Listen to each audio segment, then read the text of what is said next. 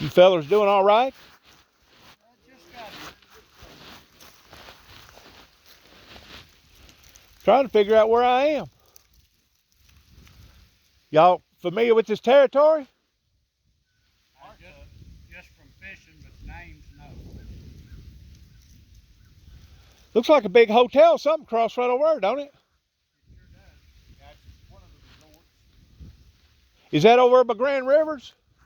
No, Grand Rivers is on down the other side. That's one of the other ones on down the lake. Well, that'd be on the other side of Cumberland River, right? Yep. So that's all privatized over there. Yeah, a whole lot of that is over there. But even though it's private property, you still have fishing rights, around the lake to the high water mark, so you fishing. Oh, I know. Either the TVA or the Corps of Engineers controls all this stuff. Yeah. I know. Water sure is down right up in here. It's a winter pool. Yeah, they got it down to winter pool. It's like 354 or something. Yeah. I was told that they may drop it another foot.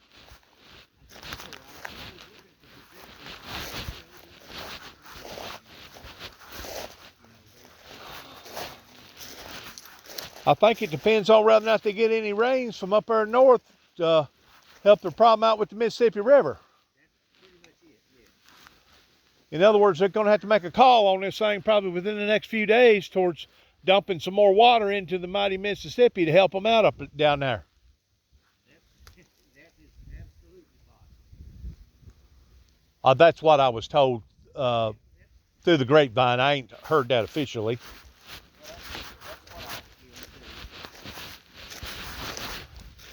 You catching anything?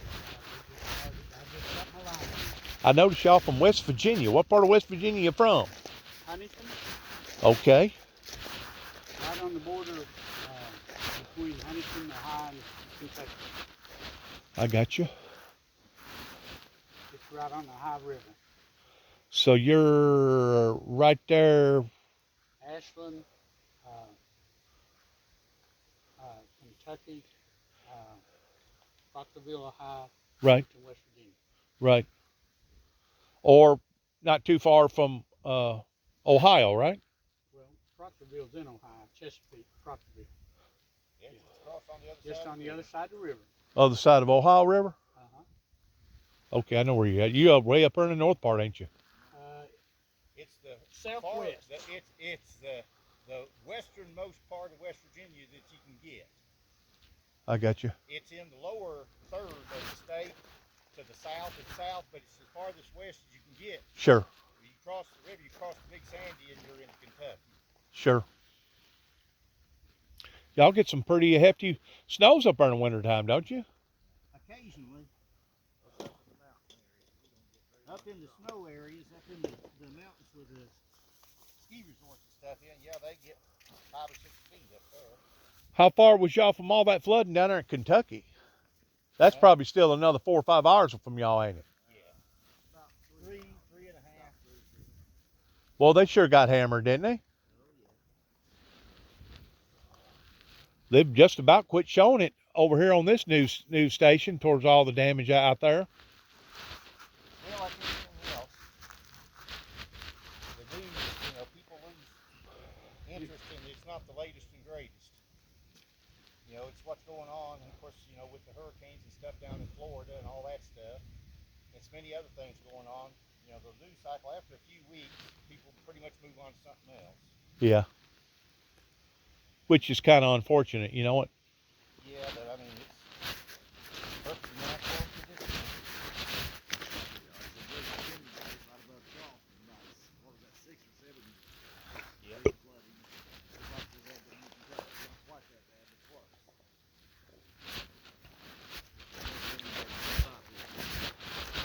Y'all lived in West Virginia all your lives? Yeah, most of it. I lived in Ohio. I lived up in Cleveland. We did for a few years. Did you? Yeah. Cleveland's old town, ain't it? Yeah. Old river town. Over between the rivers and Lake Erie. Right. Toward where you're at. Well, I live in northwest Tennessee. I'm about an hour, hour and a half from up here. But I've come up here so much in the LBL area that it's part of my home now. Yeah, we got a cabin down here, so this is our home away from home. There you go. There you go. This is where we go to spend the week fishing and just taking it easy. How far? Y'all still about, what, 6 hours from Wheeling, West Virginia? 5 hours? About 5, yeah. It's a long way. It's a long way, isn't it? Oh, yeah. You know anybody from up that way? No, personally, I don't. I know worked up there when the steel mills when they shut down. They moved away. Yeah, I know. Between the steel mills and the coal mining, it just about shut that whole region down up in there, didn't it? Well, we used to have a lot of glass factories and marbles. I mean, a ton of marbles up in all that area. Parkersburg and on up toward. Yeah. They used to have how many million dozen marble companies. I think there's none left. Well, where do we get our marble at now? I'm talking about marble. How'd you play with? Okay. That type of marble. That type of marble. Yeah, they still have. Marble tables and marble countertops. Yeah, the marble, the stone that they get out of Vermont, New Hampshire. Okay. And the marbles they're made out of are glass and quartz that they make for playing. You know, for playing the game of marbles. Okay. And they still have. They've had the world championship has always been up there. It has. And and that's the mecca for people who play marbles, and the people who are good. That's where they go because they have the world championship up there every year. Where's this at again? It's up in the northern part of West Virginia. Up by Wheeling? Down below Wheeling. Below between Wheeling and Parkersburg, some little town, Vienna or Windsor or something like that, I think. Yeah, they produced most of the marbles that was being. So in other words, I could Google them and it'd pop up pertaining to what they stand for? Yep. Yeah, you just put down marbles, where they make marbles at. They used to have all kinds, just like glass factories. Yeah, most of them are shut down. Glass factories right around the Huntington area. We got one left in it. Well, Wheeling's a very old town, isn't it? Yeah. I mean, you're talking what? Some of them people back in the late 1700s have probably grave sites up in that area. I was up in there not too long ago and visited up in there, and there was some old headstones, man. Oh, yeah, the people were living up in there back in the colonial days. Yeah, I mean back in the early 1700s. Yeah, early 1700s. They were still part of Britain, 13 original colonies. The church that I attend, like it was made in 1804. Really? Yep. Well, something sure happened to them in the past 20, 25, 30 years. They've sure went backwards, hadn't they? Of course, everywhere else in America has too as well. All our factories went south, you know, our politicians sold us downstream, and now it's cheaper to get it in Tokyo or Japan or Mexico than it is to manufacture it right here. But that's yeah, China. That's changed now. It is a shame. Not only is it a shame, but it's all starting to change now. It's just like so much of the stuff that we used to buy from Japan. They brought all their plants and factories over here because it's cheaper to make them here now than it is in Japan. Than it is to ship them, probably. Most of the cars that they're selling, the Toyotas and the Hondas and stuff that they're selling in Asia and selling in Europe, and all the ones here in the United States are made here in the United States. They ship them all over the world except for Japan. They got a law. They have to be made in Japan, but they just moved the factories over here, built new factories, and that's how they're supplying the rest of the world. 5 or 6, we got the one there in Buffalo, just right below Charleston. It does engines and transmissions, don't it, Jim? Yep. And then you've got a big plant there at Georgetown, Kentucky, that makes actual symbols for cars. Really? I think there are 5 different assemblies. They've got that big. So they are coming back. Yeah, these are foreign companies, just like Mercedes. Mercedes built 3 new plants in the United States. It's way cheaper to pay union wages in the United States than it is in Germany. Way cheaper. Yep. and a lot we're more paying your car picking resources. back, you're maybe $35 an hour. Ours is making 50 and 60. Really? That's what people forget. They act like we pay the highest. We do compared to these. A lot of people don't think. That's Not why to so Germany. much of it went to China. They went to China because they was cheaper. Now a lot of them are moving over to India and Pakistan. Yep. For the same reason, Vietnam. it's cheap. And of course, we screwed the pooch royally by sending so many of the things over to China, including our pharmacies. Yep. You know, Ain't our that the truth? pharmaceutical industry, most of them moved over there, and you see how that worked out. Oh, God. Now it's moving back. Yep. Bad idea to start out with. It all had to do with money. It had nothing even really to do with politics. It had to do with money. Yep. These companies are saying, well, we don't have to make it in America. We can sell it in America, but we can make it elsewhere. And you can't stop us. That's kind of like any of our major corporations over here, RCA, Zenith, Maxwell House. I mean, all them big names wound up, making a name for themselves over here, and then they went somewhere else and start manufacturing it cheaper. And then I guess some of them people now are coming back here, right? That's pretty much it. That's the business cycle. Yeah. And see, what I would have them to do, people bad mouth Mexico and Central America, you move all those jobs to there, and then you wouldn't have as many people coming across the border. They have jobs. Right. And then it's a lot closer to ship it from down there. They'd be able to make a living for themselves. Yeah, plus it's a lot cheaper shipping than it is clear from China. Sure. It's a long way away. Sure. The drug cartels is what ruined Mexico, but drugs has ruined America too. With our young generation all on drugs. But see, I remember when Richard Nixon had the war against drugs. Didn't help a damn bit. It's got worse every one, because until the people quit on it, if you have a demand, somebody will give a supply. Absolutely. And like you said, if they cut out every cartel down in Mexico and Central America, they make it here in the United States. What do you think about all this fentanyl coming over here, though? It's killing people. They make a lot of it here. They do. Oh Lord, yes. This is like in West Virginia where they make what's the one, Jim? Methanol, I think it was. Yeah, methamphetamine. Methamphetamine. Well, methamphetamine. Meth labs is bad everywhere in America. Yeah, but like I said, some of the ones that got a little bit more experience, they make the fentanyl here too. They do. Oh yeah. They blame everybody on the Mexicans. They do their share. The cartels, we know they do. I would say if they cut them completely out, these other ones would just raise their. What do you think about the governor down there in Texas sending all those illegal aliens to all them different places? Well, he's doing it for us for votes. He really don't care about one way or the other on it. I think he's just doing it for votes. This is election year. Right. Well, not only that, but it makes a good photo op, and it's really cheesing the governor's affair off. That's right. Yeah. It really cheesed them off. Boy, that's an understatement, isn't it? Even though most of them, all they did was go over one of the military barracks that had been shut down, bases, and just open them. People forget. Yeah. They probably got half, or if not more, of the military bases that was the United States 30 years ago been shut down. Well, they're still there. They're mothballed. Well, they just there. Right.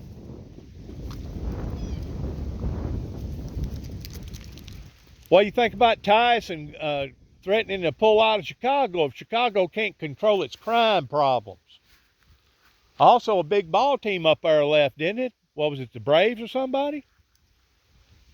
The mayor up there is raising Cain about that because she's going to lose millions and millions of dollars for all the spectators. Well, according to them, why should our spectators have to risk their lives just come see a ball game? I ain't heard that about that up there. Yeah, it's bad up there. Crime is bad in Chicago. It's bad ever. All the big cities. It always have been. What you don't understand? Look at the crime rates of Chicago 40 years ago, 50 years ago. When you compare them to today, just as bad, if not worse than. Just more advertising about it, ain't it? Big time. It's like New York City and them. They've always had heavy crime. Chicago, all the big cities do. What is changed more than anything else now is all the problems with the organized gangs. Yes. And you just had to worry about organized crime, and of course, they had a gentleman's agreement with the mafia for decades, so we know all that. You know, just ask the Teamsters and Right, stuff. right. But on the other hand, with all these gangs that are organized now, and with all the crime, of course, most of it is drug related, and it's territorial. The one gang fighting another Sure, gang. sure. And of course, a lot of people get caught in the middle, and a whole lot of innocent bystanders get killed. Yep. But you know who's the biggest drug dealer in the United States by far, 100 to 1. The pharmaceutical companies. They've made more people addicted on drugs than all the cartels combined. And made rich doing it. Yeah, and that's why they get the statistics chewing out of them for the last, I don't know, 5 or 6 years. Will be for a long time. Well, they went after that outfit, Cotton Oxy, didn't they? They went after them, didn't they? Yeah, well, because it's like in West Virginia. Little town of Kermit had about, what, 2,000 people maybe? 2,500? Yep. They had enough Oxycontin come in there every year. You would thought it was New York City. And they would just go there and pay. The doctor would just wave at you. Say, I seen you. Write you whatever you wanted. Really? They finally shut it down before they tried to do somewhere else. That's why they, over the high he had, about 5 years ago, they had pain clinics. That's what it was called. Yeah, they cut the pain all right. And you could have maybe 20% of the actual patient. You can get hooked on pain medicine. I had 2 broken legs and 2 crushed ankles at the age of 19 years old. I fell off a 4-story building. I can validate that you can get hooked on stuff like that if you don't watch. So that stuff there, when they did the research, they know that you get those people hooked. Oh yeah, they know it's They know addictive. that ahead of time. That's why they use their own research against it. Oh yeah. But so you still put it out and tell them it ain't going to get you hooked. When they know this 20 years ago. Oh, I know. So that's why what they want to billions of dollars. Somebody told me the other day that between the pharmaceutical and the medical industry and the oil industry, that pretty well covers 60% of all of our economy. Oil don't have nowhere near the amount of economy. The oil industry pertaining to the gas stations and, natural gas and stuff, between that, your insurance and pharmaceutical, hospitals, that covers 60% of all your economy. Your healthcare things is all gasoline. We know it's high now, but it ain't the highest it's ever been. And there's what people forget. When you look at the numbers, we use less gasoline now than we did 20 years ago. Oh yeah, Decade. we do. Because the cars get better gas Right, mileage. absolutely. So that, this route broad as it is long in some ways. Oh yeah. I can remember. Well, Jim probably remembers when it was 25 cents a gallon. I remember it was 35 cents. I can remember when it was 19 cents when I was mowing grass as a kid. I didn't buy it for 19, but I remember it being 17 and 18 and 19 back whenever I was a teenager. Whenever my grandmother, she'd drive all the way across town just to save a penny on a gallon of gas. She'd drive in either a Crown Victoria or a LTD. Right. Yeah. Mow grass and fill up a 5-gallon can for $1. Yep. But like at the same time, he was making maybe $1.50 to $1.60 an hour, and now like he's working McDonald's make between $12 and $15 an hour working McDonald's. So it's not as long. It's all out of adjustment, though, don't you think? It's more out of adjustment now than it was in the 50s and 60s. Now by the 70s, it already started changing. Well, that was during the industrial era here in America. That's when we was kicking tail and taking names. Well, and there was a big reason why we were all taking names. After World War II, whose factories was left standing? We was. Europe was tore all to pieces. That's right. Japan was tore all to pieces. That's right. Didn't have any of that. So if they was going, they had to buy from us. Well, we could sell whatever we wanted. Right. And that's why when you go over in Europe now, their electric grid, everything's so much far advanced than ours. It's pathetic. Is it really? And they built back in the 50s and 60s and 70s. Gotcha. Our old electric shit Goes back in the 20s and the 30s. and early, towards the and water systems and stuff. Yeah. They had to build back from new because it tore all to hell. I've got a little crankbait, shallow, floater. Those little big plates in my mouth. They overlook. Then of course we people, I know the ones that complain about you had rationing in World War II. The British had rationing clear up to the 60s, up in the 60s where they cut out. Did they really? That's Britain. Well, they're fixing to go back to it. You know what? It looks like it is. Yes, sir. Yeah. Matter of fact, that's one reason why it's caused such of a dilemma over there in their parliament, because they know that between checking out the X's and the O's, somebody's fixing to pay for this stuff, and it's not just going to be their citizens, but it's going to be the upper class that's going to pay for it. And if you add that with what's going on with Putin over there, it's just the insult to injury deal. You know what I'm saying? Yeah, that was tipped the scale a lot. There's probably a lot of people that's either going to starve to death or freeze to death over there this winter. Because, you know, they have tougher winters than we do because they're further north of the equator than what we are. Oh, yeah, they're about like being up there, part of a high, basically. The thing that people don't realize when you watch and listen to one, what was Ukraine 30 years ago? It was Russia, Part of the Soviet Union. part of the Union. Soviet Union, all right. They had standard running blackouts and electric shutdowns and all that stuff constantly, even then. Anybody our age, they know this shit was coming. Hell, they're out cutting wood, firewood, gathering up water, Right, canning everything they can. right. No, those people at least won't have. Did you know that Ukraine produced a third of the wheat in the world? That's sold. Now they don't produce a third in the world. They produce a third in the world that's sold. That's exported. That's exported. Yeah. We produce more wheat than any country in the world by far, but we don't export. We use a lot ourselves. I got you. Well, we have been up until just recently, whenever you got 2,000 barges sitting on the side of the Mississippi right now that can't go forward or backwards. That's right, can't move because of the water level, yes. Yeah, you're right. That if that grain stays on them barges for a very long time, it'd probably go to mildew and rotting and go bad, won't it? Yeah, or no, right. They'll have to do something. That's why they've been growing way too. Because especially the main boat season's over with here. Yeah. They could lower this by 20 feet if they really had to. Not a bad thing if it didn't produce electricity. That's both of these lakes do. Yeah. Kentucky Lake. Right. I don't. What is it? Something like from where the Tennessee River begins, somewhere on up in the eastern part of Knoxville, up there in the mountains. It's got something like, I think, right at 20 different turbine stations where they're constantly producing electricity. That they probably produce enough electricity, TVA, to provide about 4 states. That's a lot of electricity. Well, they used to. They don't produce quite. Well, they got a nuclear plant too now. Yeah, they got nuclear. And of course, they shut down all the coal power plants. Yeah, they shut down a coal. Matter of fact, they just shut down a coal mining plant a couple years ago that they're still in the process towards tearing down over in New Johnsonville. It's like in West Virginia, they shut down a lot of their coal power plants. But it's been 5 or 6 years ago. The guy, when the bomber was in, they had the guy over Appalachian Power. They asked him, said, why are you shutting down these coal power plants? He says, 2 reasons.